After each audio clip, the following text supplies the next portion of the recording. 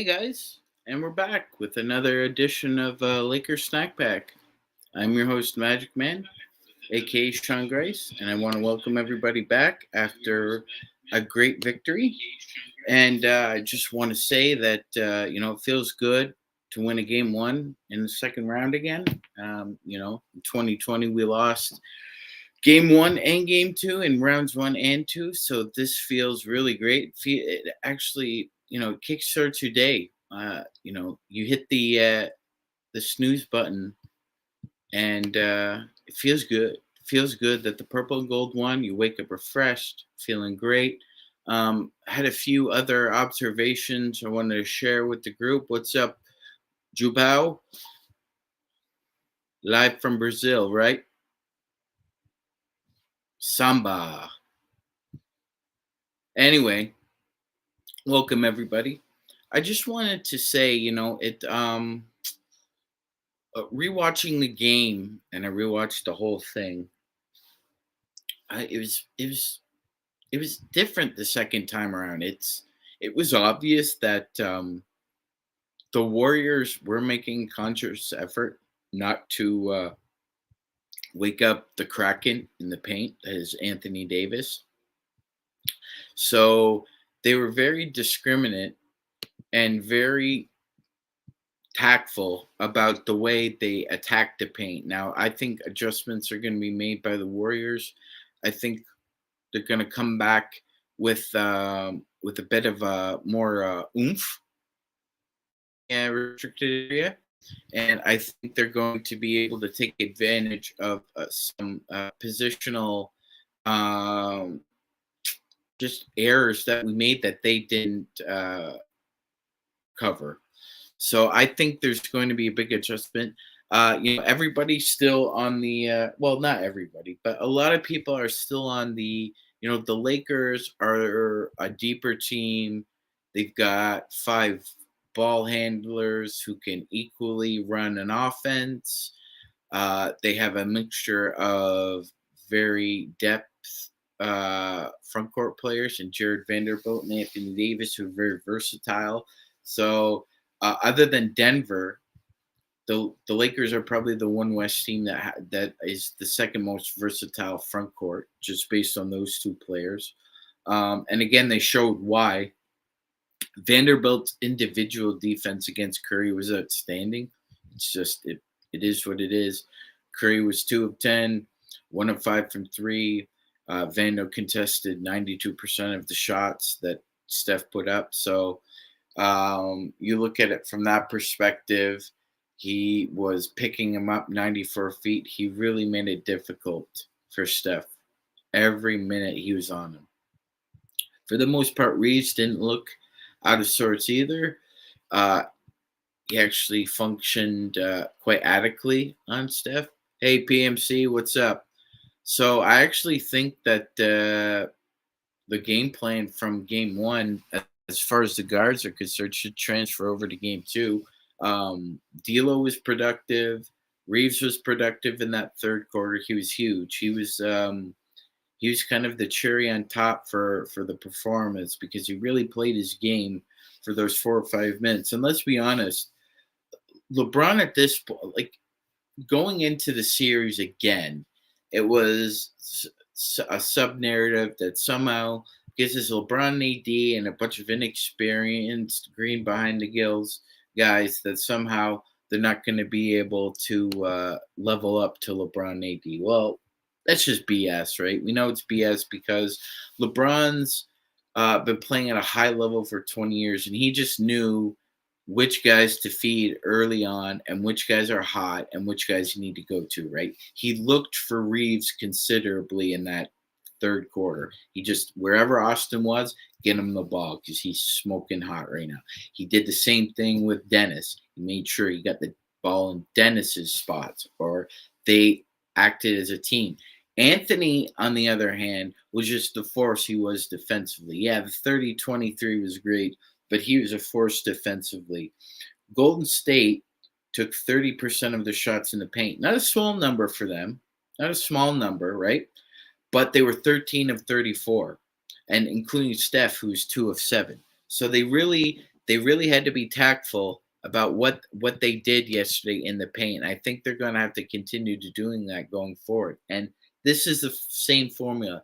If Golden State has to work hard for every possession, which they did last night, it took over 106 shots. They had to work hard for everything. If they have to work hard for everything, it's not going to be a long series. It's going to be a short series. That's one thing that they need to adjust to, and hopefully the Lakers are ready for.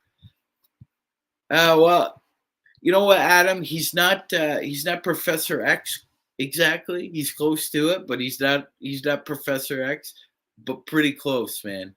Um, it was a great game. It was a great game, and we're going to find out pretty soon what adjustments can be made in the second game, because you know that Golden State, and particularly I think, like, Draymond likes to take credit for a lot of their defensive schemes. So let's just go ahead and say, well, it didn't work out in game one. So what are they going to try and do in game two? I think they're going to try and get Anthony Davis in foul trouble. It's going to be very, very, very, very clear from the outset that they're going to try and get AD in foul trouble. Now, the difference between AD and other bigs, because he's a superior defensive player, is he really doesn't get baited into a lot of BS in the same way, kind of like Jokic or even a guy like Giannis can.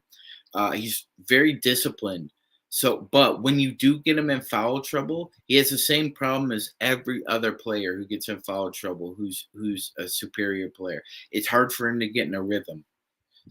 One of the reasons why AD has also been able to be the dominant force that he has been is obviously it's health, but now it's been a consistency with being able to go forward and not have to worry about those things. So he's playing carefree.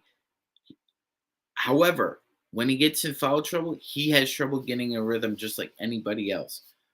So I think it's incumbent that, you know what, if somebody has to take a sword for him so he doesn't pick up some ticky tack quick foul and fouls, I think that's I would implore the guys in the backcourt just to, if you can pick up a foul for AD, pick up a foul for him, because we're going to need him, and they're going to try and punk him into sitting on the bench.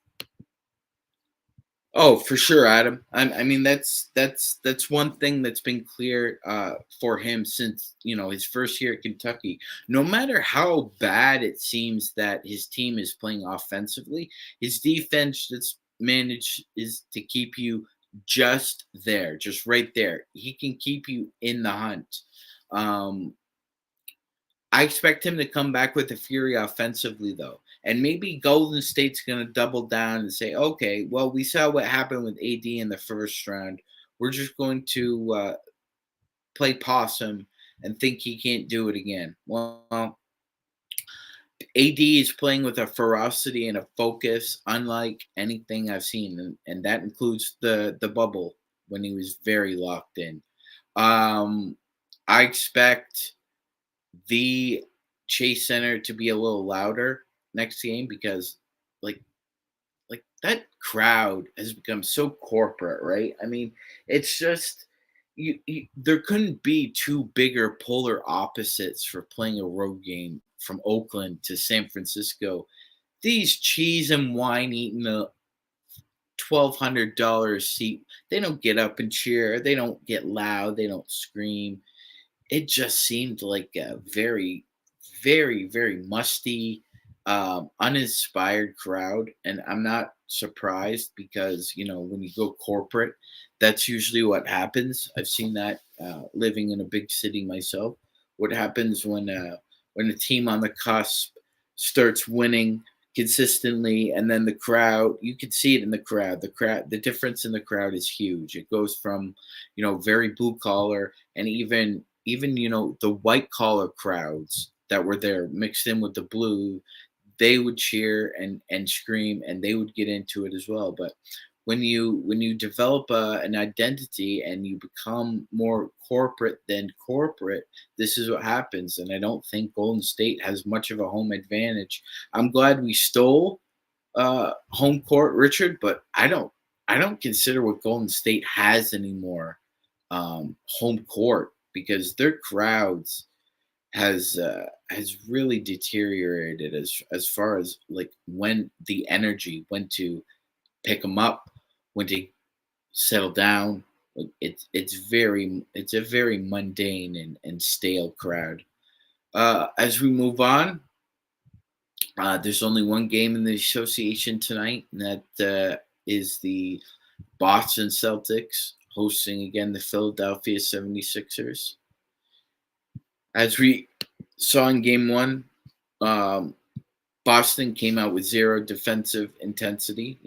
I disagree with my panelist Joe Soro and others who had this to say that they didn't think that the Celtics underestimated the Sixers. Well, they did on the defensive end for sure, because they thought without Embiid, all Philadelphia is capable of is playing a ground or pound. And they can't move up and down. Well, I mean, Embiid being out, and although Maxey struggled, it opened up shots and floor space for Maxey. It opened it up for Embiid.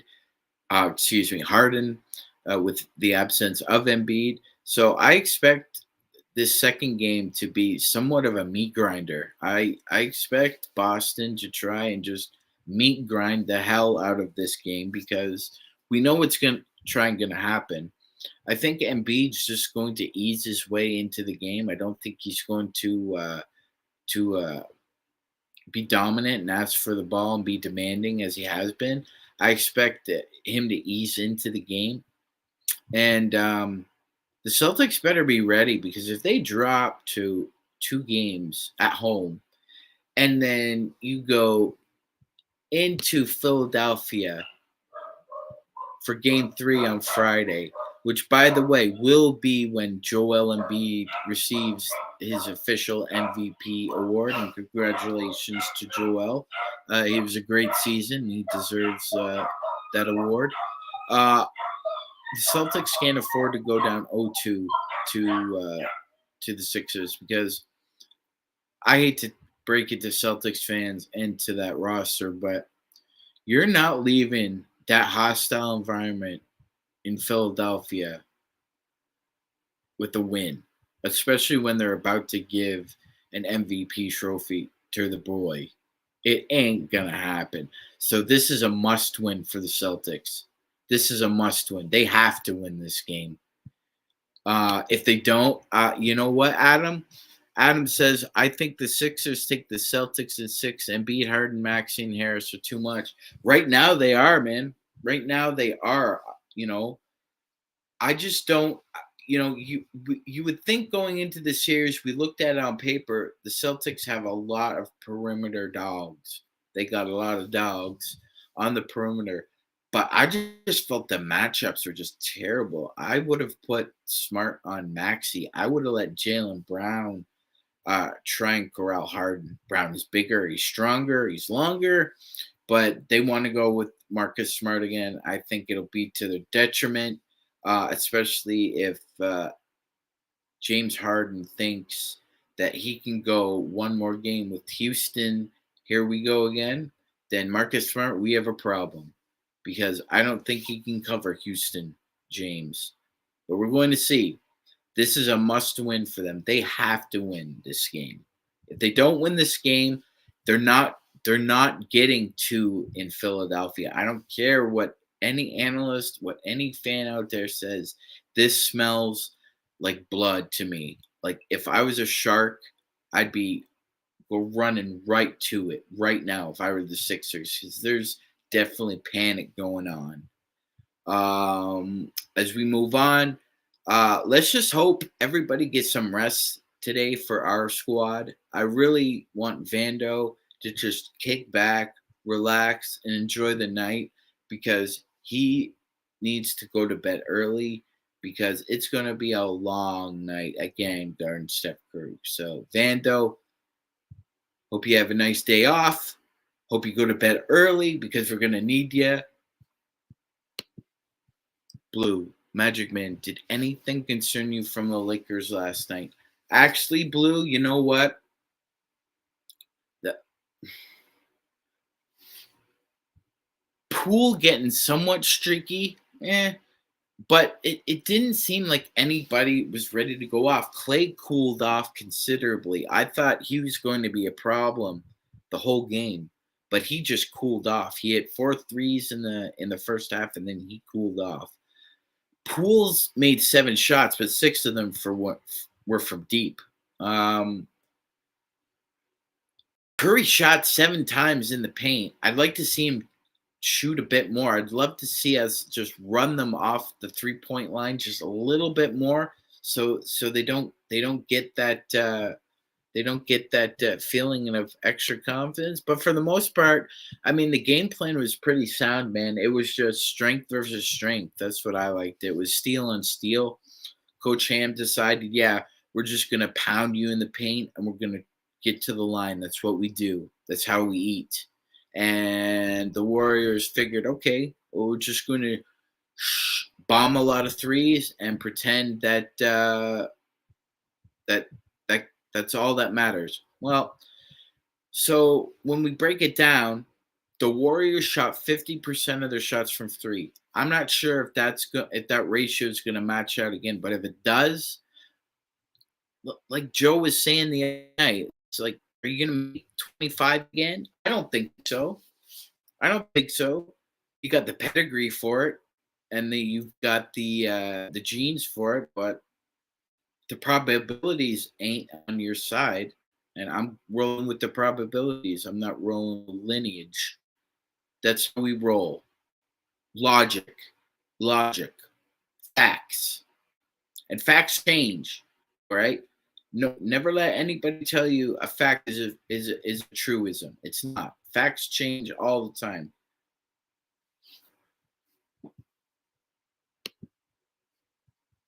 Adam says this is an unpopular, but I'm not concerned if AD doesn't get 30. The rest of the Lakers can soar as well. I mean, look, the two biggest weaknesses the Warriors have was running into a two-way big, which they have, but that's basically a problem for them because they have no resistance whatsoever. And the second was, as I was saying earlier on, of the three teams left, all of them have the same problem. They are exposed and vulnerable and fragile to ball handling guards that can create for themselves and others. Those combo guards can really bother Denver, Phoenix, and Golden State. They have all year. We've got 3 of them: Austin Reeves, D'Angelo Russell, and I consider Dennis a combo guard as well. Even though he's more of a point, he's a scoring point guard. So Ham's just going to keep going back to this 3 guard lineup, guys. Now, some people are still really upset or annoyed, frustrated, bewildered somehow that we're using that 3 guard lineup. But Pat Beverly is not here anymore. And I know I said yesterday that because of the majority of the lineup was with Russell and Bev, I didn't think Russell was a huge problem of the 3 guard lineup. It was Beverly. Like he was just messing everything up from a schematic point of view. And I feel that now that you have Reeves, Russell, Schroeder, and you can also throw a fourth in there as well. You've got a lot of versatility there, so you don't need to just roll out the same 3 guard lineup. You can have any one of Russell, Reeves, Schroeder out there with Troy Brown Jr. or whomever. I do expect that Looney will go nuts again on the board. So, Adam, I know you said earlier you'd expect AD to go board for board with Looney, and he did in Game 1. They had the exact same number of rebounds. AD had 23, Looney had 23. Looney is just a monster on the boards, and we need to contain him, especially on the offensive glass, because in that first half he had 5 offensive boards. He finished the game with 7, so there was a good adjustment made. But I expect exactly, Richard. Exactly. Great comment. The Warriors have championship pedigree. We could best them, but we need to play smart and with intensity. Yes, and we both played with both of those characteristics yesterday, right? I mean, less than 10 turnovers, and there wasn't really a drop in intensity other than when Darvin Ham had to call timeouts and reset. That was great too. So we're honestly seeing a progressive improvement from Darvin Ham as well during the season now to the playoffs. We were really concerned, given stretches during a game where, some like as an example, right, the Lakers would be down by 9 at halftime. And then, they'd come out of the break with a really bad offensive possession or an ill advised shot, and then the team would come back, hit a three. Suddenly the lead balloons to 12. Lakers roll back. Bad shot, ill advised shot, turnover. Team comes back, hits a bucket, gets a three. They're up 14-15. Now he's seeing and understanding the flow of the game much better, at least from my perspective. Maybe it was always that case, and it was just a matter of, actually being a first year head coach jitters, because that's different. See, and again, everybody's kind of pointing out the whole 12 years as his assistant. It's very different being in the big chair than being an assistant. Every decision you make affects every other outcome as a head coach. How you delineate responsibilities to your assistants. How do you understand how to delineate? What's your game plan? What happens when your game plan is messed up? What happens if that, like, there are so many permutations to being a head coach. It's not for everybody, and it's not easy, and it's I think it's kind of short-sighted and disingenuous for some people to say, well, he was a supervisor for 5 years, but I don't think he's ready to be the manager. What, like, why? Based on what? He's got the experience, but maybe you don't think he's ready for the big chair, and some people aren't. People underestimated Darvin Ham, and he's really, and I don't think he cares. He probably doesn't. But he's really showing some stark improvement as a game manager. I The rotations, we're still tinkering with those, but as far as game management goes, it's gotten a little better as the season's worn on, and it's gotten a little better as the playoffs have worn on too. But man, we are 11 games away from a championship. 11 wins away. And that's all we need to think about right now. We're 3 wins away from moving on, so we need to get 3 more. Let's get number 2 in the bag tomorrow. Every game has a different flow and feel, so I expect game 2, while it might be a high-scoring affair again, I think it'll take on a different color and shape. They always do. Each game is different in a 7-game series. No 2 games are ever the same. Go Lakers. Hey, Elise, go Lakers. So we're going to come back tomorrow with a preview, and we're going to get ready for this because this is a huge game 2. If we get game 2 and Anthony Davis plays the dominant alpha that he is, like, you've just proven to the Warriors and the fans that, man, like, there's no adjustments we can really make. We don't have somebody like that. You would think, Elise, but you never know. You never know. The Warriors. I thought the Warriors came out and bomb and tried to air raid us into submission. It just didn't happen. Like every run they went on was met with a deflated balloon. They were never able to get that balloon off the ground and get it in the air.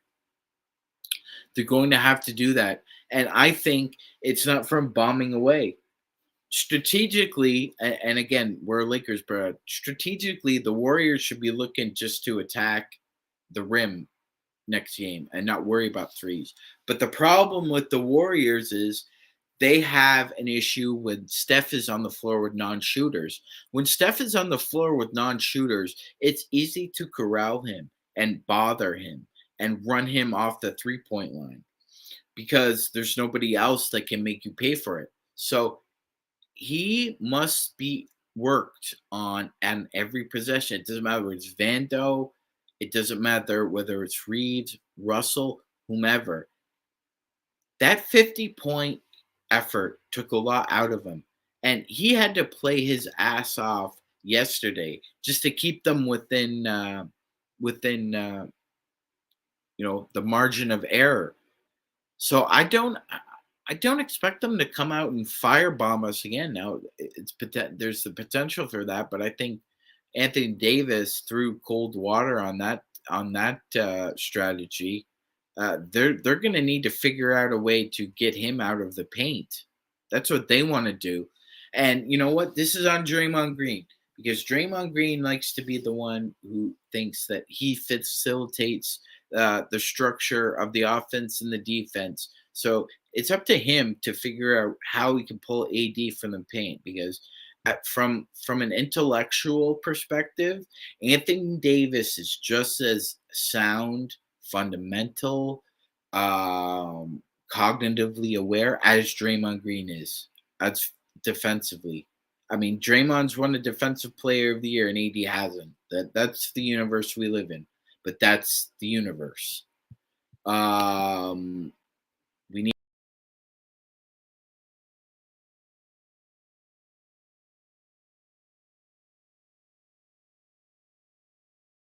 two. We got to get through game two. And with that, I'm going to end this snack pack. I want to appreciate everybody's coming around. Thank you so much. This is becoming, a ritual for me. This work, put in work, ASAP Ferg remix. That's what I listen to before I come on here. I'm just putting in the work. I love that you guys love that we're putting in the work. I love doing this. It's when your passion can take you to levels you never thought before. It makes you feel like what else can I accomplish? So I'm really fortunate. I'm blessed, and I want to thank everybody for coming along. And we'll be back for another Stack Pack soon. Bye bye.